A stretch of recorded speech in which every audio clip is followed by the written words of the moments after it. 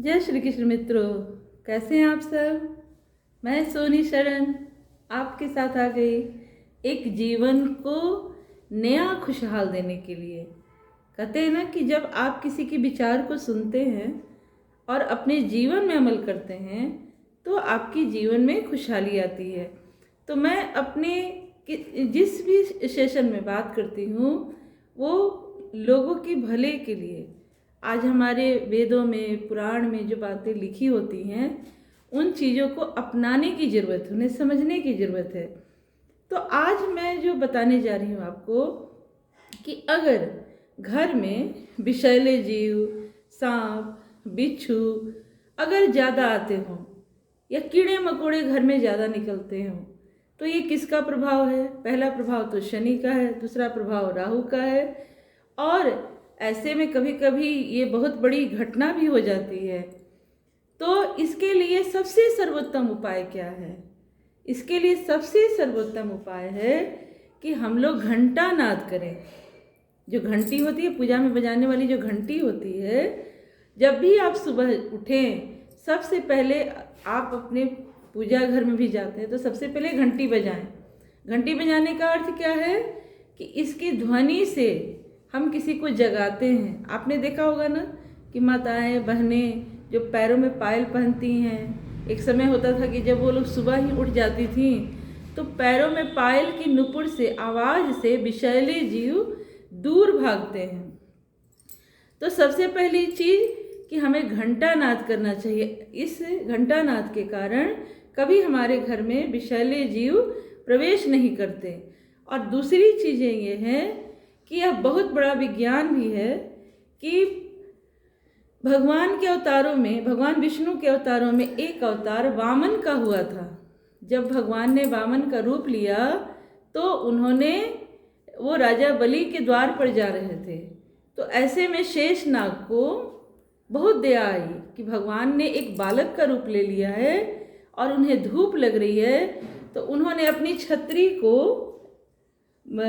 को वामन बने जो स्वरूप था उनके ऊपर उन्होंने छाया कर दिया। तो वामन भगवान बहुत खुश हुए।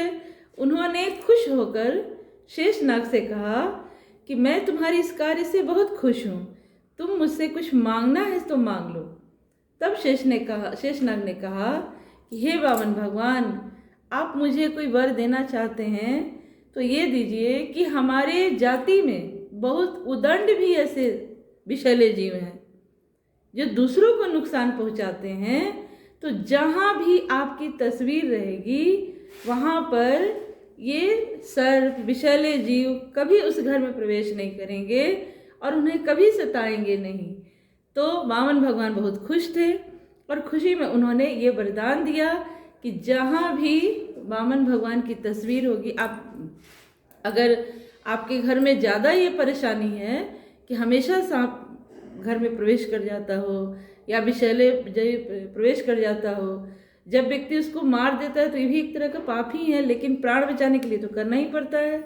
लेकिन इससे बचने का सबसे अच्छा उपाय है कि हम वामन भगवान की तस्वीर अपने घर में लगाएं। और जहाँ भी वामन भगवान की पूजा होती है, आप बाजार जाएं तो ऐसी तस्वीर लाएं जिसमें कि वामन भगवान के ऊपर शेषनाग की छतरी भी हो। और इस तरह घर में लगा देने से घर में विषैले जीवों का प्रवेश नहीं होता, वहाँ पे सांप काटने का भी भय नहीं होता। कितनी बड़ी विज्ञान है ना। तो हमारे जो वेद और पुराण हैं, जो हमारे ऋषि मुनियों ने इतनी शक्तियाँ अर्जित की ज्ञान के बल पर, जिनका चीज़ें आज भी हम पालन कर सकते हैं, पर जानने की ज़रूरत है।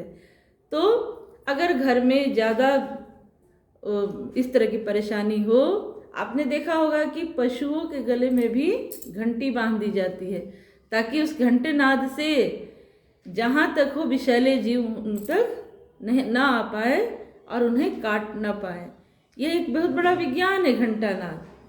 इसलिए तो अब घरों में छोटे छोटे घंटियाँ भी हैं। तो हमें अवश्य कम से कम सुबह, दोपहर, शाम, इतना भी ना हो पाए तो सुबह और शाम तो हमें घंटी नाद जरूर करना चाहिए, ताकि इससे घर में आनंद का आगमन होता है।